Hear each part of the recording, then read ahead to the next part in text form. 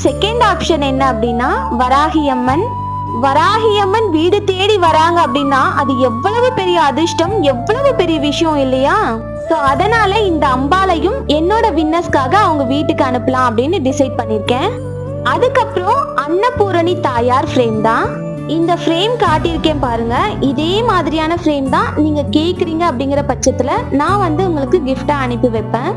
நல்ல கிரீன் கலர்ல சாரி கட்டிட்டு அவ்வளோ அம்சமான முகத்தோட அமர்ந்திருக்காங்க பாருங்க.